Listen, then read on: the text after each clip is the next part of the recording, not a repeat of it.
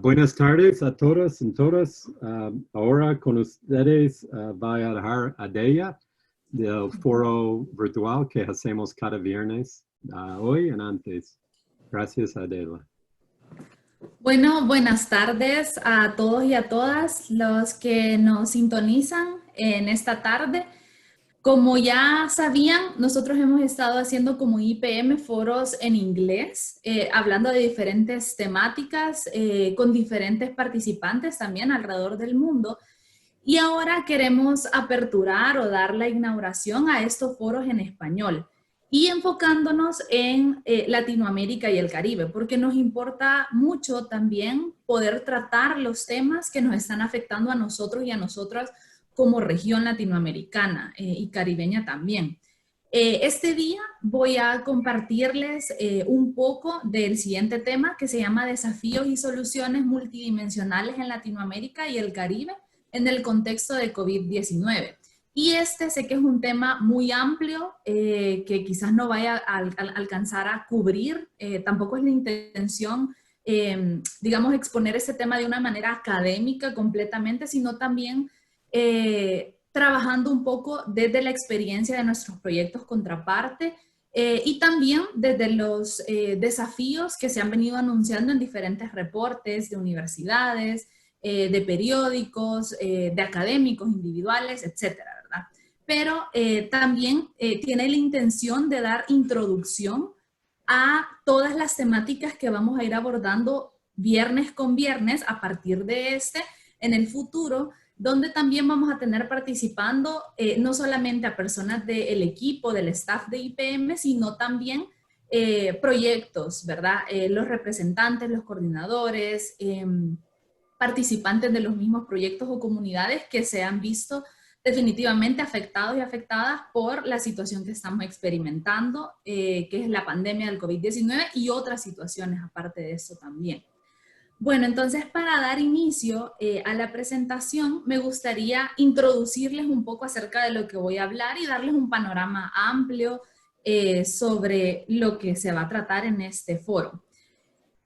También, por favor, si tienen algunas preguntas, si tienen comentarios, pueden dejarlos en los comentarios en Facebook abajo.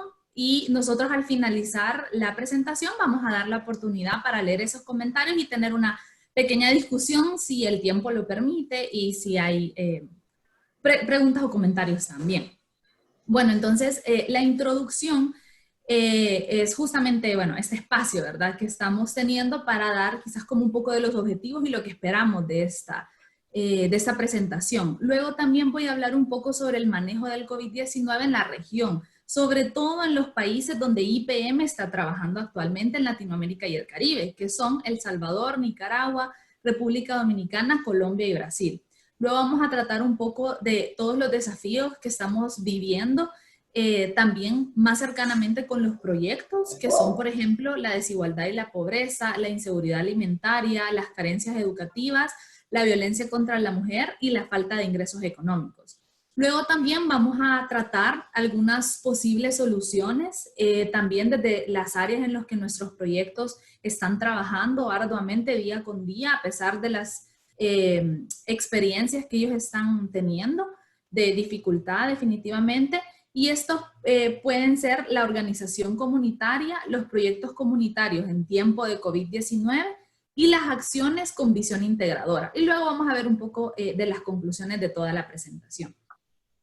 Bueno, entonces para comenzar vamos a trabajar, vamos a comenzar a hablar sobre el manejo del COVID-19 por país, a dónde está trabajando IPM actualmente en la región. Comenzando por El Salvador. Bueno, el 21 de marzo de 2020, el presidente Bukele anunció por cadena nacional que dictaría un decreto ordenando una cuarentena domiciliaria obligatoria a nivel nacional por 30 días para contener la propagación del virus, la cual hasta el día de ahora se ha extendido por 91 días. Este es nuestro día 91 en cuarentena domiciliar completa.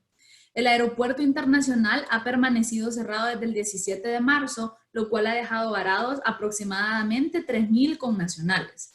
Debido a la suspensión de la actividad económica y de todas las actividades a nivel nacional, el gobierno anunció que 1,5 millones de personas que consumen menos de 250 kilovatios de energía eléctrica mensualmente recibirán un bono de $300 para compensar el paro laboral, que afectó principalmente a quienes se dedican al comercio informal. Y creo que es muy importante recalcar que en este país las personas que se dedican al comercio informal son aproximadamente 60%. El gobierno también ha entregado 2.7 millones de canastas básicas. El presidente Bukele, según José Miguel Vivanco, director de la División de las Américas de Human Rights Watch, que es un observatorio de derechos humanos, actúa como si cualquier política fuera válida para detener la propagación del COVID-19, lo cual definitivamente es peligroso. A pesar de este esfuerzo, de estos esfuerzos que el gobierno salvadoreño ha estado haciendo, definitivamente también ha dado algunos pasos, ha tomado algunas acciones que han generado crítica no solamente a nivel nacional, sino también internacional. Por ejemplo, ha suspendido el transporte público, afectando a muchas personas, incluyendo pacientes gravemente enfermos, también al mismo personal médico. No ha rendido cuentas tampoco de manera clara y transparente sobre las inversiones realizadas, ha permitido el uso y abuso de la fuerza policial y militar, lo cual en nuestro país es muy sensible todavía por las heridas de la guerra. Y ha también puesto en cuarentena obligatoria a centenares de personas, realizando arrestos definitivamente arbitrarios. Ha desmentido también cifras verídicas de la violencia doméstica y los feminicidios, entre otras acciones que perjudican los derechos de los salvadoreños y salvadoreñas. Ahora vamos a hablar un poco sobre Nicaragua. Quiero recalcar que este es un resumen bien condensado sobre lo que está pasando en cada país donde está trabajando IPM. No es en ninguna manera un resumen exhaustivo, un reporte exhaustivo de lo que está pasando, pero es para que vayamos teniendo idea y para que nos vayamos acercando a cada país en el que estamos trabajando. Bueno, Nicaragua entonces es de los últimos países en registrar casos confirmados del coronavirus en su territorio. Las autoridades sanitarias nicaragüenses aseguraron en varias ocasiones estar preparados para atender a las personas afectadas por el nuevo coronavirus. Sin embargo, a diferencia de otros países, el gobierno no puso en marcha medidas como el cierre de fronteras, restricciones de entrada de viajeros o la imposición de cuarentenas obligatorias. En cambio, el presidente Daniel Ortega convocó a una marcha ciudadana en Managua llamada Amor en tiempos del COVID-19, en contraste con la recomendación de organismos sanitarios mundiales de evitar multitudes a fines de no propagar la enfermedad. Porque es el mundo entero el que está enfrentando la pandemia del COVID-19, Amor en tiempos del COVID-19, unidos en barrios, comarcas y comunidades para cuidarnos juntos, dijo la vicepresidenta nicaragüense Rosario Murillo. Entonces, en contraste con El Salvador, Nicaragua realmente ha tomado cero o muy pocas acciones ante la pandemia del coronavirus, siendo muy irresponsables con la población y su salud. Ahora, en República Dominicana, al 1 de marzo se contabilizaban tan solo un caso de contagio de COVID-19 en República Dominicana, un ciudadano italiano, es decir, importado. El 25 de marzo del 2020 se registraban 392 casos. Hoy en día se contabilizan más de 20,000 casos y 539 muertes. Hasta abril se registraron 971 pacientes en aislamiento hospitalario, de los cuales 135 están ingresados en la unidad de cuidados intensivos. 3.633 están en aislamiento domiciliario y 674 recuperados según el Boletín Especial Epidemiológico número 35 del Ministerio de la Salud Pública. 3 gremios de enfermería realizaron una conferencia de prensa frente al Hospital Francisco Moscoso Puello en la capital para denunciar la falta de equipos de protección y personal. Informaron que unas 76 enfermeras han contraído la enfermedad. Al menos 2 miembros de los gremios de enfermería han muerto por coronavirus ya. Denunciaron además que son obligadas a reusar las batas y mascarillas. El sistema de salud y de seguridad social en República Dominicana definitivamente está precarizado y mercantilizado también de forma estructural y en habituales condiciones de normalidad. Existe en este país, así como en otros países de Latinoamérica, insumos y equipamientos difíciles, condiciones laborales y salariales del personal, tanto en el subsistema político-sanitario como también en el privado. Esto también se combina con la ausencia de un primer nivel que haga prevención, educación y empoderamiento en el cuidado colectivo de la salud, incluyendo estrategias integrales y rigurosas en la alimentación, por ejemplo, en la nutrición, en el agua potable y el alcantarillado, vivienda, entre otros factores claves. Esto se ha dejado de lado y no se ha atendido. En Colombia ahora anunció que entraba una cuarentena de 19 días a la medianoche del martes 24 de marzo, en un esfuerzo adicional para controlar la expansión del coronavirus. El presidente Iván Duque ya había decretado días atrás el estado de emergencia y el cierre de fronteras terrestres, marítimas y fluviales hasta el 30 de mayo. A los desafíos socioeconómicos se suscita la cuarentena, se suma la problemática asociada a la implementación del acuerdo de paz con las Fuerzas Armadas Revolucionarias de Colombia, las FARC. Durante la cuarentena ya han sido asesinados 9 líderes sociales cuya desprotección ha aumentado al estar confinados. A este respecto, incluso Amnistía Internacional ha denunciado las limitaciones de los esquemas de protecciones de muchas personas. Este problema no es novedoso, esto se venía viendo desde antes de la pandemia, desde antes de la cuarentena, pero definitivamente que la cuarentena y toda la situación del COVID-19 ha venido a agravar todos estos problemas. El impacto de la cuarentena sobre los medios de vida de los migrantes venezolanos también ha sido un gran problema, de tal magnitud que en los primeros días de abril más de 2.600.000 personas intentaron retornar a su país, 2.600 personas intentaron retornar a su país de origen y desde entonces unas 500 personas regresan diariamente. Existe una gran preocupación por la situación de las personas migrantes en este país.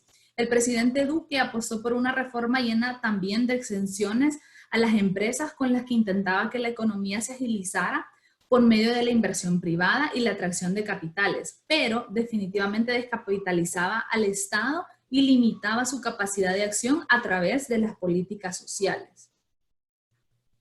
Ahora en Brasil, el país más poblado de la región, es el que registra el mayor número de contagios y muertes por COVID-19.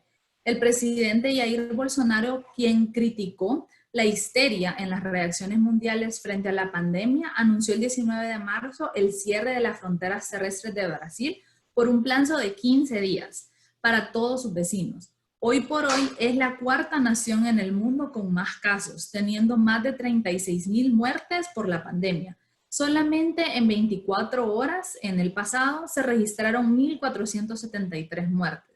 Si bien Bolsonaro minimizó la pandemia en Brasil y abogó por la continuidad del comercio para evitar daños económicos, los gobernadores fueron los primeros en adoptar medidas de aislamiento social en los estados brasileños para tratar de aplastar la curva de infección en el país. Como nuestro compañero Rodrigo Pérez nos dijo esta mañana, definitivamente no hay una gobernanza clara en la que las personas puedan creer. Hay mucha contradicción entre el gobierno central y los gobernadores. Por lo tanto, las personas no sienten que tienen una guía de país y en cada región para poder saber cómo actuar frente a esta pandemia y frente también a las cuarentenas o a las restricciones puestas en el país y en cada región.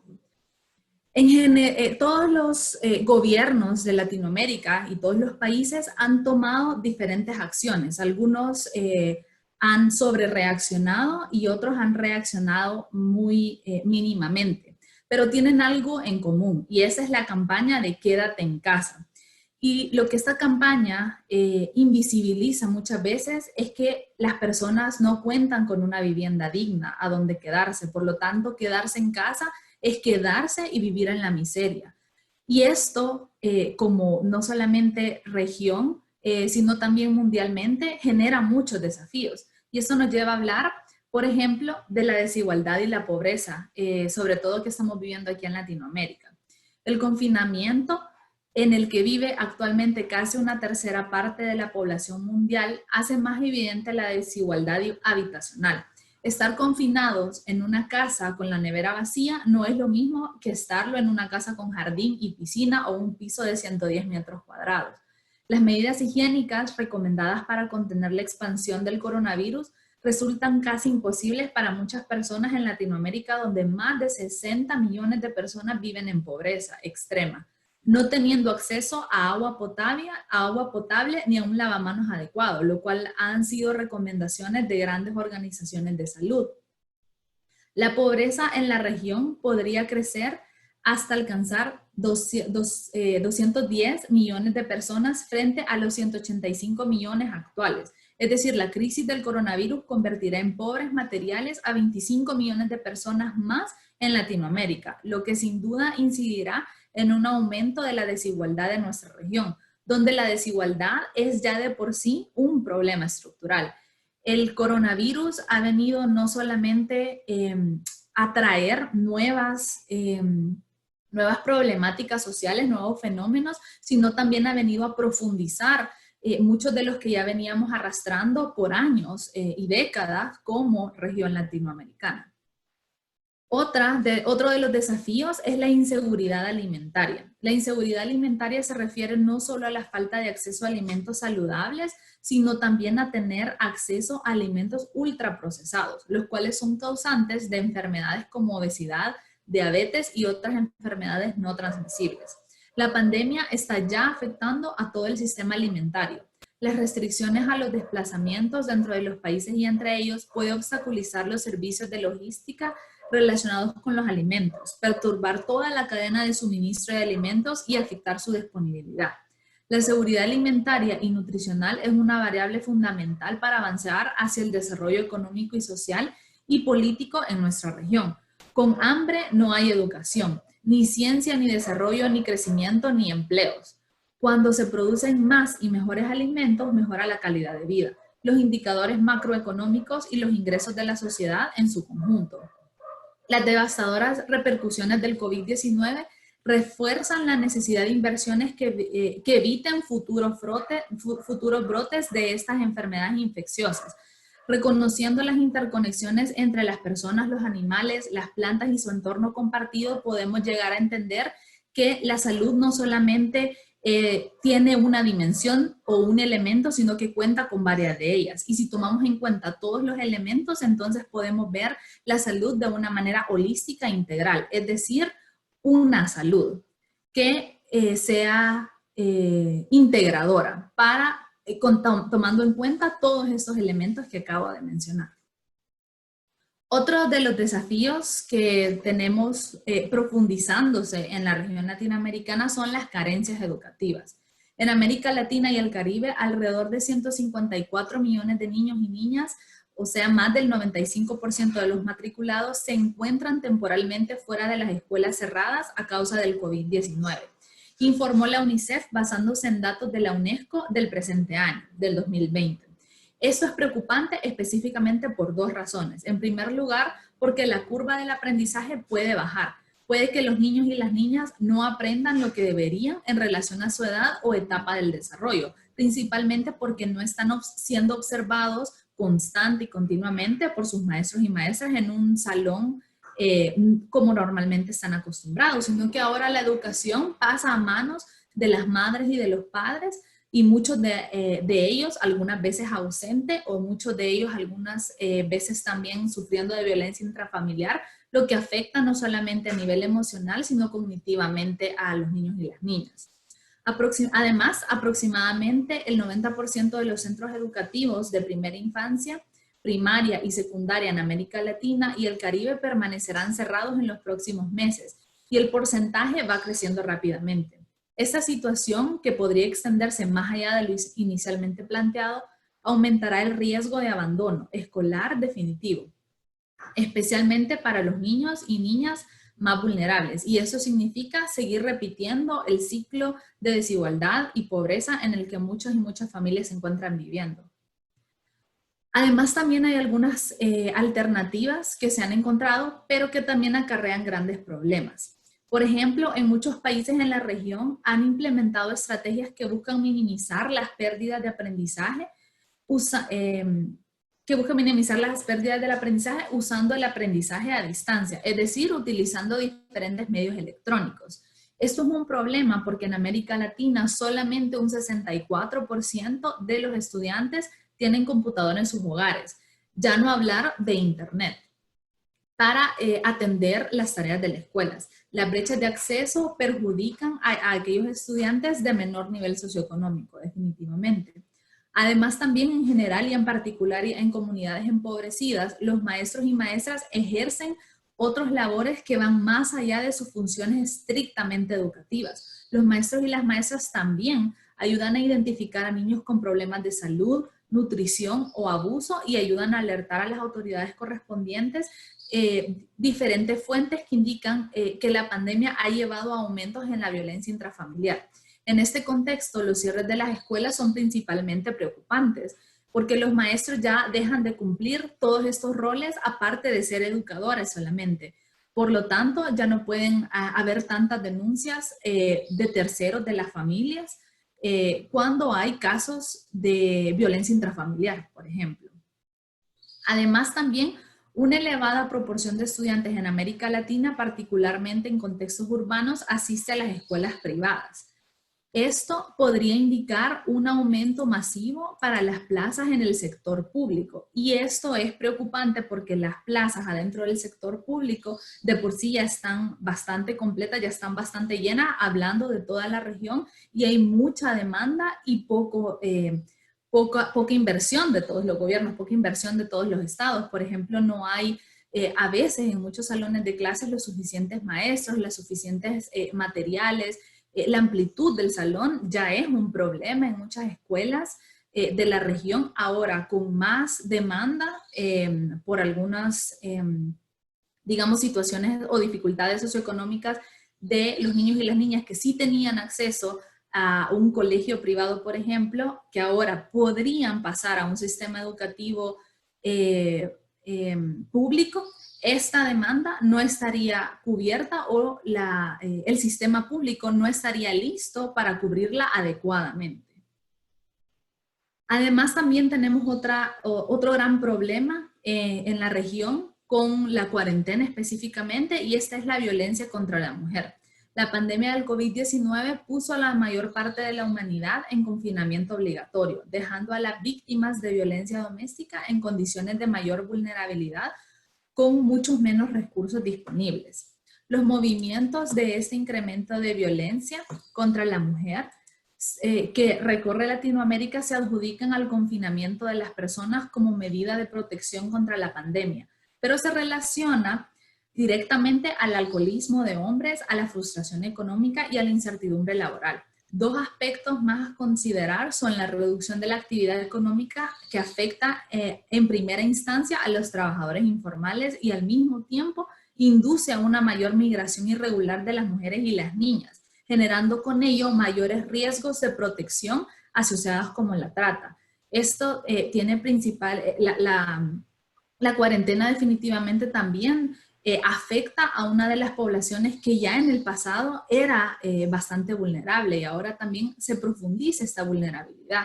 Para muchos, un lugar seguro como el hogar, atrás de una puerta, cerrar las ventanas, cerrar la casa, donde una se puede sentir segura, eso significa totalmente lo opuesto para muchas mujeres y para muchas niñas. Significa estar expuestas constante y continuamente a la violencia sin que nadie pueda atender esas necesidades de primera instancia. Y los gobiernos latinoamericanos no han sabido atender adecuadamente e integralmente esa situación.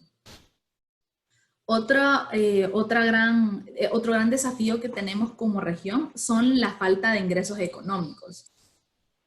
De un total de 292 millones de personas empleadas en América Latina y el Caribe, 158 millones que trabajan en condiciones de informalidad equivalentes a una tasa promedio regional de 54%, se estima que la crisis dio lugar a una pérdida del 60% de los ingresos de los trabajadores informales a nivel mundial.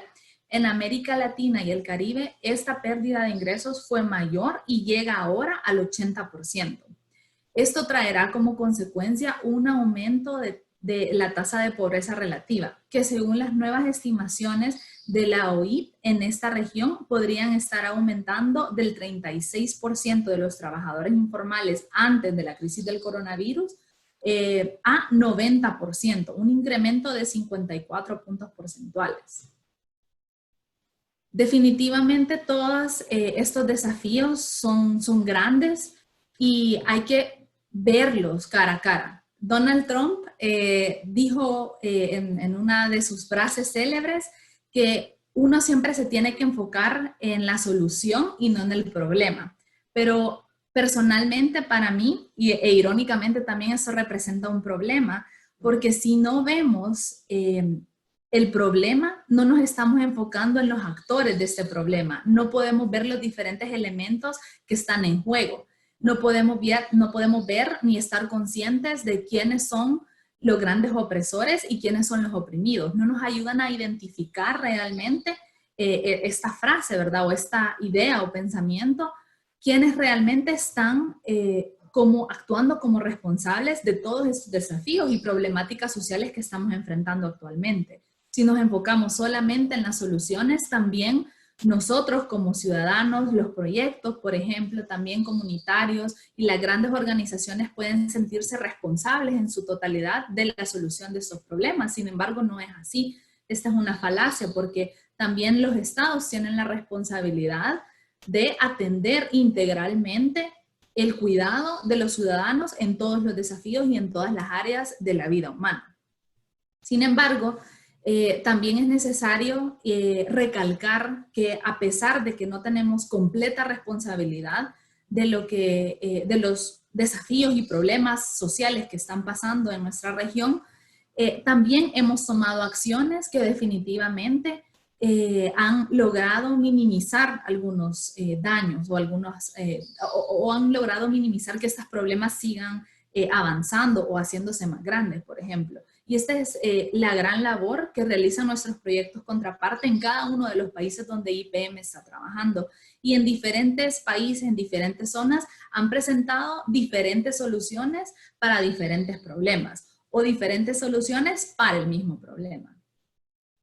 Y creo que ahora más que nunca es muy importante pensar en la organización comunitaria. Y en este sentido hay una serie de acciones o una serie de pasos que sería muy adecuado o muy pertinente comenzar a seguir para darle un acercamiento a las soluciones de estos problemas que nos presenta no solamente el COVID-19, sino también el manejo del COVID-19 adentro de cada país. Y bueno, en primer lugar, es muy importante exponer las necesidades. No solamente las necesidades de nuestra familia, de los proyectos, sino también de las comunidades, ¿verdad? El ir haciendo de diferentes acciones para indagar en las principales necesidades es de suma importancia para tener un panorama amplio sobre lo que está pasando en nuestra región de acción. Además, también una vez identificadas estas necesidades, podemos comenzar a identificar las redes de apoyo. Hacer siempre un mapa de actores es muy importante, tomando en cuenta todas las redes de apoyo con las que contamos, no solamente en lo microsocial, como puede ser nuestra familia, nuestras amistades, por ejemplo, sino también en lo macro, como puede ser las diferentes organizaciones humanitarias, las diferentes ONGs que están apoyando a una comunidad o a un proyecto específico, y también más allá, o digamos más ampliamente, organizaciones internacionales o el mismo gobierno central y local. Una vez identificadas las redes de apoyo, es muy importante también la gestión del recurso humano. Cada persona tiene un rol importante adentro de las comunidades y es necesario comenzar a identificar y a promover los liderazgos, porque son a través de las personas y estas personas ejecutando sus roles que la comunidad puede comenzar a organizarse de una mejor manera, no solamente identificando objetivos en común, sino también llegando a cumplir esas metas. Y luego también un paso definitivamente importante es la gestión de los recursos materiales. Muchos y muchas de nuestros proyectos Contraparte tienen una amplia experiencia en esta parte y ahora más que nunca hay que volver a utilizar este talento definitivamente, porque para muchos de los proyectos, muchas de las ideas que tenemos adentro de las comunidades es muy necesario financiarlas, es muy necesario también el recurso material, no solamente el dinero, sino también algunas donaciones materiales, ¿verdad? Que nos van a ir ayudando a justamente cumplir muchas de las metas que vamos identificando como comunidad. Y luego también, como último paso en esta presentación, está el gobierno central y el gobierno local. Atender a esas instancias es muy importante porque nosotros como ciudadanos, como habitantes de comunidades, tenemos derechos. Y estos derechos nosotros podemos exigirlos, el cumplimiento de estos derechos a estos gobiernos centrales y locales. Por lo tanto, no solamente tenemos nosotros y nosotras la responsabilidad de tomar acciones, sino también tenemos que hacerlos a ellos responsables por algunas del acompañamiento que ellos nos pueden dar y recursos que ellos nos pueden dar en la ejecución de todas las acciones que vamos tomando como comunidad. Ahora también me gustaría hablar como solución de los proyectos comunitarios frente al COVID-19. Muchos de nuestros proyectos contraparte han encontrado diferentes soluciones a lo largo de la vida, a lo largo de la existencia en cada país. En El Salvador hay diferentes proyectos productivos como la producción de panadería, por ejemplo. En Colombia hay piscinas de tilapias, en Nicaragua hay diferentes granjas de crianza de animales, de diferentes de ellos, y estas han sido soluciones o respuestas a algunas problemáticas de ingresos, pero también algunas problemáticas por ejemplo, de problemas interpersonales, por ejemplo. Entonces, todos estos proyectos han servido como solución para diferentes elementos adentro de cada uno de los países. Ahora es muy importante que en el contexto del COVID-19 podamos volver a acercarnos a estos proyectos y reevaluarlos. Es decir, ver que nuestra dinámica, nuestra funcionalidad ahora ha cambiado totalmente. Por lo tanto, es necesario hacernos la pregunta de si nuestro proyecto tiene que seguir trabajando de la misma manera o tiene que de alguna manera cambiar y transformarse para atender estas nuevas necesidades y poder adaptarnos en conjunto y trabajar en equipo. Entonces, el primer paso justamente es la reevaluación de los proyectos, de cada uno de los diferentes productivos o educativos que estamos ejecutando en los diferentes países de la región. Luego también es muy importante la reestructuración organizacional, el pensar que tenemos que generar o nuevas acciones o nuevos proyectos que nos permitan ir saliendo adelante ante esta situación, no solamente con nuestra familia, con nuestros proyectos, sino también como comunidad. Luego también es muy importante generar planes de contingencia, planes o acciones alternativas a las que ya hacíamos, a las que ya utilizábamos adentro de nuestros proyectos. Y para eso la organización, la estructura de los diferentes proyectos que vamos pensando, de las diferentes ideas que vamos pensando es muy importante porque nos va dando un orden de los pasos, por ejemplo, que tenemos que ir siguiendo para alcanzar nuestras metas. Entonces, el primer paso para armar un plan de contingencia es organizar un cronograma. Luego de identificar todas estas acciones, todas estas herramientas nuevas que podemos estar utilizando, ahora es necesario ponerlas en un cronograma. ¿Cuándo vamos a hacer qué cosas y ordenarlas? Y saber para qué lo vamos a hacer. El siguiente paso es el organigrama. Como ya les decía antes, cada persona adentro de una comunidad tiene un rol importante y adentro de un proyecto es lo mismo. El ubicarnos o el ponernos roles diferentes adentro de los programas y de los proyectos comunitarios nos va a ayudar a ir tomando la responsabilidad de algunas acciones y de algunas metas también alcanzar. Y ahora más que nunca creo que el trabajo en equipo es una de las principales herramientas que nos va a ir ayudando a no solamente sentirnos a no sentirnos solos y a sentirnos acompañados, sino también a irnos echando la mano entre hermanas y entre hermanos. Y luego también para el plan de contingencia es muy necesario pensar en un presupuesto. ¿Cuánto me va a costar estas nuevas acciones? ¿Cuánto me va a costar este nuevo proyecto? Pensar en términos numéricos también nos va a ir dando claridad de lo que vamos queriendo alcanzar. Y una vez también ya hayamos identificado, como mencioné anteriormente, todo el mapa de actores, es decir, qué personas u organizaciones nos pueden apoyar en la ejecución de estos proyectos, va a ir siendo también más fácil ir gestionando justamente los fondos que necesitamos para la implementación de las nuevas acciones o los nuevos proyectos. Luego también una de las soluciones que podemos ver son las acciones con visión integradora. Es muy importante que en cada acción que tomemos adentro de la familia, adentro de las comunidades, incluso adentro de cada país, que tomemos en cuenta todos estos elementos que voy a decir a continuación. El primero son los derechos humanos. Siempre tenemos que recordar que somos entes y que somos seres humanos y que al nacer nacemos con derechos y que los garantes de estos derechos son los estados y los gobiernos de cada país, por lo tanto podemos exigir.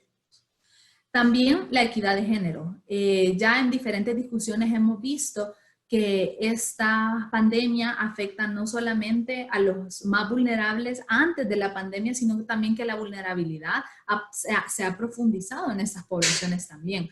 Por lo tanto, es de gran importancia prestarle principalmente atención a las niñas y a las mujeres adentro de las comunidades, pues no solamente se enfrentan a las dificultades generadas por la salud frente al coronavirus, sino también a otras dificultades que profundizan esta vulnerabilidad.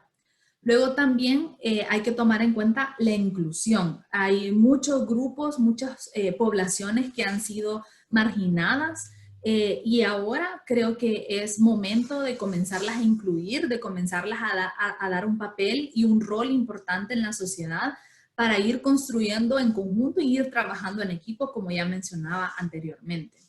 También hay que ir respetando al medio ambiente. Esta pandemia nos ha dado grandes lecciones y como decía Rodrigo ahora en la mañana, es muy difícil creer que las cosas van a cambiar de la noche a la mañana, ¿verdad? A pesar de todas las dificultades y de todas las experiencias que hemos tenido en esta pandemia, que nos hemos dado cuenta de todos los errores que hemos cometido como humanidad en relación al medio ambiente. Sin embargo, estas nuevas acciones, estas nuevas propuestas, definitivamente que requieren esfuerzo y de conciencia también para ir funcionando como sociedad de manera diferente, no solamente tomando en cuenta nuestra salud, la de nuestros hijos, sino también yéndonos más ampliamente, ¿verdad? Tomando en cuenta todos los problemas, pero soluciones también que podemos generar como humanidad para el medio ambiente. Y bueno, como conclusión de esta presentación podemos ver que hay muchas cosas, hay muchas dificultades que diferentes países tienen de diferente manera, pero algo que también tenemos en común es la desigualdad. Y esta imagen que vemos en esta presentación que dice la desigualdad es la pandemia es muy poderosa y especialmente muy fuerte, porque como ya veníamos discutiendo antes, la situación de Latinoamérica tiene diferentes dificultades, tiene diferentes problemas y ahora con la pandemia se han profundizado más y ahora las dificultades no solamente son las mismas del pasado, sino que ahora se han multiplicado también. Y creo que siempre es bueno, creo que siempre es más bien importante y necesario revisar la situación de privilegio que cada uno y que cada una tiene adentro de la sociedad. Porque reconocer el privilegio que tenemos no solamente nos puede ayudar a ver que otras personas no tienen lo mismo que nosotros tenemos, sino también nos puede ayudar a actuar de manera más consciente y de manera más solidaria con esas personas que están en situaciones de pobreza extrema, por ejemplo, no porque quieran, no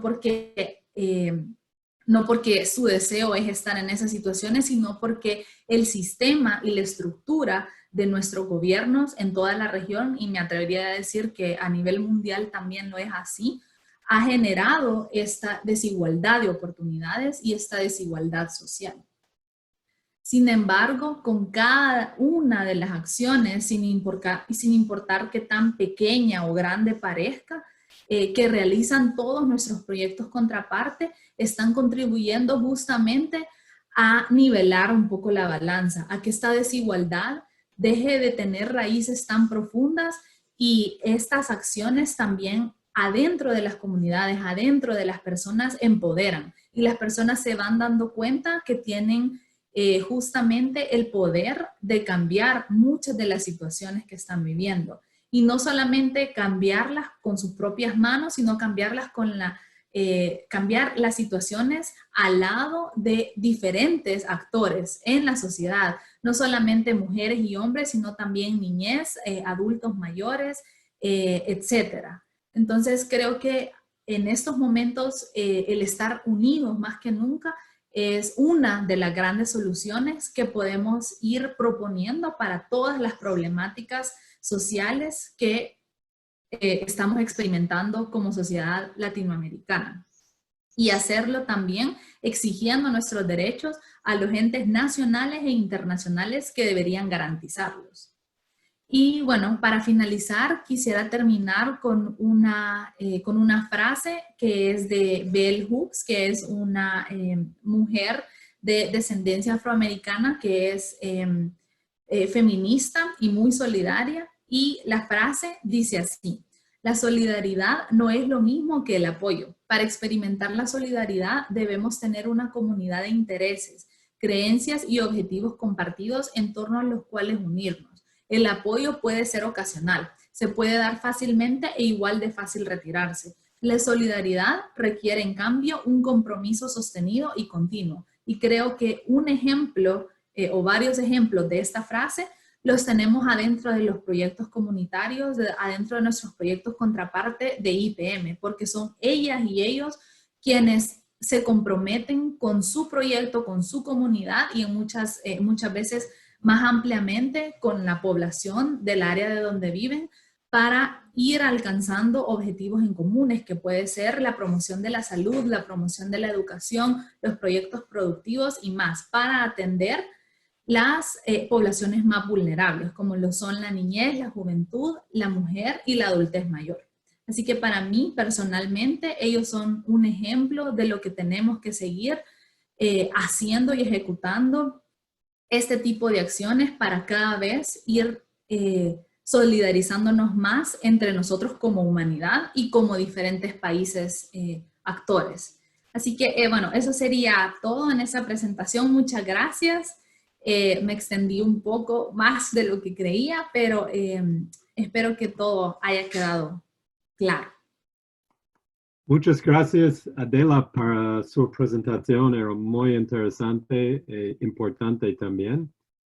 Tenemos como 10 minutos ahora, creo, para haber una discusión, comentarios, preguntas, que todos como participar. Mi disculpa por mi pobre español. No es en italiano. Está bien, Joe. Pero entender. Entendemos. Entendimos todo. Sí. Entonces, tenemos preguntas. Tenemos mucha gente por Facebook. Veo preguntas ahí. Momentos.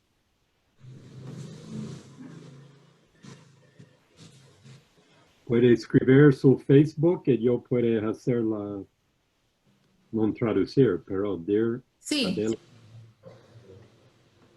Sí, si hay algunas preguntas o comentarios, los pueden dejar en Facebook y ahí nosotros vamos a estar pendientes, ya sea durante la presentación o después también. Si hay otras preguntas, cuando no estemos en vivo, por ejemplo. Hola, yo quisiera decir algo, ¿me escuchan? Sí, te escuchas. ¿Sí? Ok.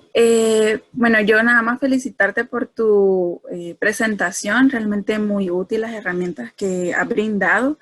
Y nada más quisiera abonar un poco, digamos, a lo que tú has dicho en relación a las herramientas que como proyectos podemos realizar en nuestros territorios. Y es la importancia de, digamos, considerar los diferentes, no solo los actores locales que nosotros podemos conocer, y los actores nacionales incluso que también nos podemos apropiar de ellos, sino que también las relaciones sociales que nosotros armamos en nuestros territorios e incluir dentro de eso los recursos naturales y todas las instituciones, ¿verdad?, que abonan dentro de los territorios donde trabajamos. Y yo creo que la importancia de eso es como de irnos apropiando de todas estas herramientas que en los territorios tenemos para poder lograr un cambio que no va a ser rápido, como tú dijiste, pero que va a ir abonando para ir transformando un poco, primero creo que la concepción que tenemos de nosotros mismos respecto a qué rol jugamos dentro de nuestro territorio, ¿ya? Porque sí es cierto, hay muchas personas que son bastante abiertos o que tienen bien claro que tienen una posición de acción, pero hay otros muchos que también, digamos, no se está o no se alcanza, digamos, desde el Estado, digamos, suficiente educación o conciencia de que también son actores de acción, ¿no? Entonces, creo que a partir de, digamos, que se vaya construyendo todas estas cuestiones desde la base, podemos ir transformando primero nosotros mismos, nuestros propios territorios y ir construyendo, ¿no?, una cohesión, porque eso es lo que hacemos, prácticamente tratar de construir o tratar de armar una cohesión social dentro del territorio a través de nuestro trabajo. Definitivamente. Y sí creo que el empoderarnos también del territorio y los recursos que tenemos, no queriendo decir que ahora vamos a pensar que son nuestros, ¿verdad?, sino que vernos más bien con una visión integradora, una visión holística, ¿verdad?, en el ambiente o en el medio donde nos encontremos, también nos da diferentes herramientas para ir actuando en las diferentes dificultades que podemos estar enfrentando, no solamente como personas o comunidades, sino como países también. Así que sí, totalmente de acuerdo, Ana, y gracias por el comentario.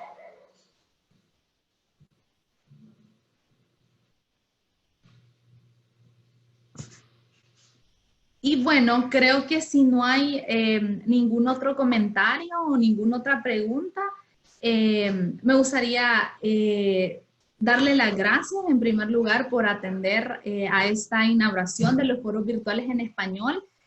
También extenderles una invitación para los foros a futuro, donde no solamente tendremos la participación del equipo, del staff de IPM, sino también de los diferentes coordinadores y coordinadoras de nuestros proyectos Contraparte, tocando diferentes temáticas que les afectan como proyectos y personalmente incluso también, ¿verdad? Entonces, este es un espacio donde vamos a poder compartir experiencias y aprendizajes de lo que nos está pasando a nivel regional. Y también es una herramienta muy útil, creo, para hacernos sentir más cercanos y cercanas, a pesar de la distancia física y del distanciamiento que también tenemos pues como países, ¿verdad?, latinoamericanos, y las dificultades para visitarnos físicamente que tenemos entre nosotros. Entonces creo que son espacios muy enriquecedores en los que podemos aprender y sentirnos más cerca y solidarizarnos sobre todo también con las diferentes poblaciones. Adela, tenemos un comentario sobre Facebook de Hannah Mondrak, que usted conoce. Ay, sí, Hannah. Sí, Hannah dice, gracias Adela por su presentación. Me encanta esa frase sobre la solidaridad. Creo que habla de Bell Hooks. Me recuerdo de la que hablamos de verano pasado. Gracias. Ay, qué bueno. Esperamos que Hannah vuelva a venir a El Salvador pronto. Sí, una otra vez. En noviembre. Posiblemente. Sí, ojalá. Ojalá. Ok. Entonces, Adela, ¿puede cerrar la discusión o cómo quiera? Claro, sí, con gusto. Y bueno, me da mucha alegría ver a María Félix también acompañándonos. Hola María Félix, esperamos también, ¿verdad?, poder contar con la participación de mujeres tan empoderadas como María Félix, como no solamente participantes como oyentes, sino también como ponentes, ¿verdad?, en el futuro. Así que, bueno, los esperamos y los invitamos a los siguientes foros en español. Y cualquier pregunta o comentario que tengan, aunque no estemos en vivo, aunque estén viendo este video después en el día, pueden dejarnos los comentarios ahí o si tienen algunas preguntas también. Adela, mi disculpa porque yo no vi que tenemos Ana Morales, Fátima Carranza, Fátima Pacas, Adolfo González, Neida, Hanna, obviamente, su Facebook también. Entonces, ¡Ah, qué bueno! Me alegra. okay. Pero creo que interrumpimos a María Félix. Díganos, María Félix. Perdóname, María Félix. Solo saludarles y decirles que, bueno, muchas gracias por compartir. Lamentablemente ya lo tomé muy tarde porque he estado muy mal con mis emociones y se me está alterando la presión. Entonces, hace poquito tenía súper alta la presión a 163, no sé cuánto. Entonces, creo que mi proceso de duelo me está afectando. Me está afectando mucho, entonces. Cuídese. Claro, amiga, y claro, y sí, y no hay ningún problema realmente. No, hay que tener en cuenta que no solamente tenemos como responsabilidades laborales, ¿verdad?, sino también tenemos responsabilidades con nosotras mismas y responsabilidades emocionales, como usted ha dicho también, y atenderlas a veces es más importante que atender al trabajo, así que por favor no. Ya fui al hospital a realizarme mis exámenes, entonces sí, tengo un problemita de colesterol y dos tipos de parásitos, pero realmente más es mi problema emocional. Pues me he estado ayudando con mis test naturales, de lo que sabemos, y además mi ejercicio. Gracias, porque creo que IPM compartió uno y hoy en la mañana lo hice, y creo que son procesos de duelo también que los tengo que vivir. Claro, exactamente. Pero y creo que también el no reprimir esas emociones es definitivamente muy, muy importante también para vivir todo lo que uno tenga que vivir en esos procesos. Sí, pero realmente lo poco que pude escuchar me parece un excelente foro y ojalá que pueda tener la oportunidad de seguirlo escuchando y además compartiendo. Claro, amiga, perfecto. Y bueno, también recuerde que como IPM no solamente estamos aquí para acompañarnos como, digamos, personal de trabajo, ¿verdad? Compañeros y compañeras de trabajo, sino también como amigos y amigas. Así que cuenta con nosotros, cuenta con la organización y definitivamente aquí estamos para usted y para la organización. Muchas gracias, Adela. Gracias, gracias que a pesar también de las dificultades, María Félix se hizo presente y nos está acompañando. Eso significa mucho para nosotros también. Muchas gracias. Cuídese. Muchas gracias, José, usted también. Entonces, gracias a todos. Bueno, muchas gracias. Muchas gracias. Gracias a todos y a todas los que están aquí en Zoom y en Facebook también. Y bueno, esperamos poder contar con su participación en los siguientes foros. Gracias. Ok, gracias. Gracias. Adiós. Adiós.